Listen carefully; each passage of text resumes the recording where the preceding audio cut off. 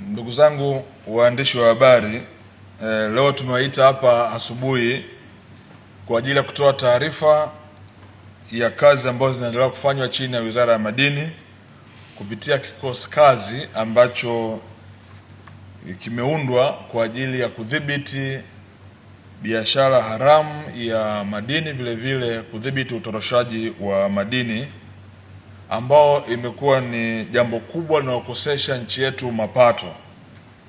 Hivyo naomba leo nitoe taarifa kwa ufupi kabisa kwamba mnamo tarehe 25 mwezi wa 7 mwaka 2026 dhahabu yenye uzito wa kilogramu 4.4 ilikamatwa na vyombo vya dola eneo la Kiluvya, mkoa wa Dar es Salaam. Dhahabu hiyo ina thamani ya shilingi bilioni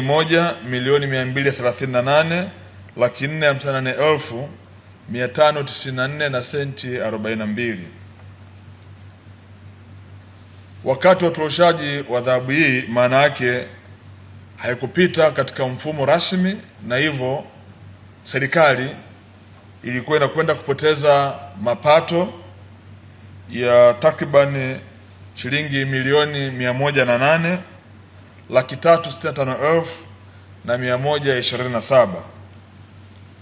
Dhahabu hii imekamatwa, imetaifishwa na hivi sasa ipo chini ya Benki Kuu ya Tanzania kama ambavyo sheria inaelekeza.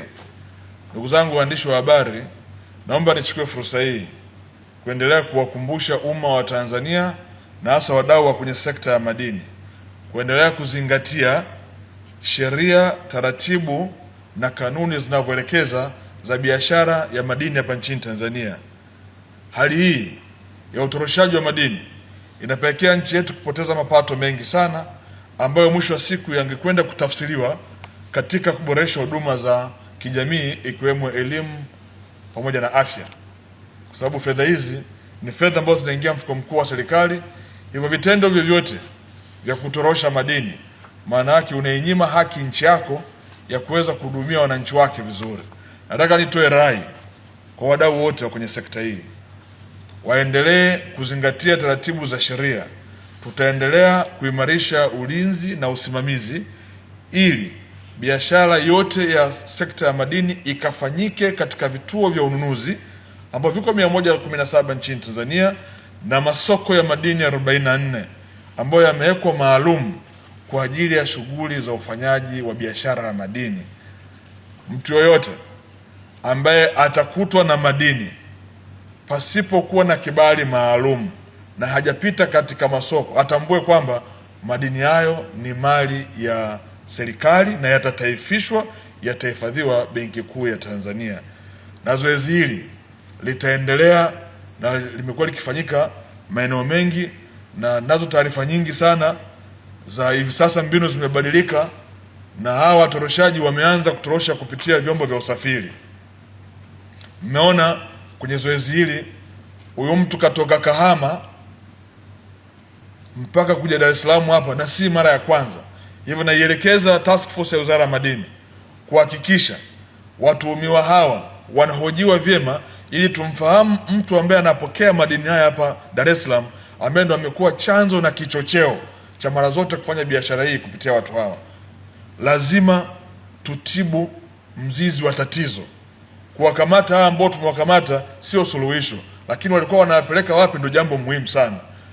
Naelekeza kikosi kazi kuhakikisha kwamba kwa kushirikiana na jeshi la polisi watafutwe watu wote kwenye mnyororo wote mzima. Nataka wapatikanike na wote wapelekwe mbele ya vyombo vya sheria. Lakini pia iwapo muhusika alikuwa ana leseni ya ufanyaji wa biashara ya madini, maelekezo yangu yamekuwa ni kwamba mtu yote ambaye tunamkamata hivi sasa tunamfutia leseni tunamfutia dealer license, lakini vile vile tunam blacklist. Hata fanya biashara hii tena ya madini. Kama kuwahi kufanya biashara nyingine au kufanya shughuli nyingine za kilimo na ufugaji, basi ndio atatafuta namna nyingine ya kuweza kuishi, lakini hata fanya tena kazi katika sekta ya madini. Tunataka tuwaondoe watu wa namna hii. Kwa maelekezo yangu ni kwamba tutawa blacklist hao, hawezi kupata leseni tena, na ndio itakuwa mwisho wake, iwe fundisho kwa ajili ya watu wengine wote. Ndugu zangu, sekta hii hivi sasa imeendelea kutoa mchango mkubwa sana katika uchumi wa nchi yetu ya Tanzania. Tukidhibiti utoroshaji wa madini, nchi yetu ina uwezo kunufaika vizuri na sekta ya madini. Kama tu katika mwaka wa fedha ulioishia tarehe 30 Juni mwaka 2026, sekta ya madini ndio sekta iliyoongoza kwa kuingiza katika mfuko mkuu wa serikali mapato yasiyo ya kikodi. Tumeingiza shilingi trilioni 1 bilioni 393. Tukiimarisha zaidi, tuna uwezo wa kufanya vizuri zaidi, na ndio maana hatutawachekea watu wa namna hii. Kwa ndugu zangu, niliona niyaseme haya asubuhi ya leo, na kwamba bahati nzuri mzigo wenyewe nao hapa, na nitawaonyesha waandishi, sije ukasema dhahabu yenyewe iliyokamatwa ya kilo 4 ipo humu, na wahusika walikuwa wanakwenda kupitisha katika njia za magendo, na hivyo serikali ingepoteza mapato.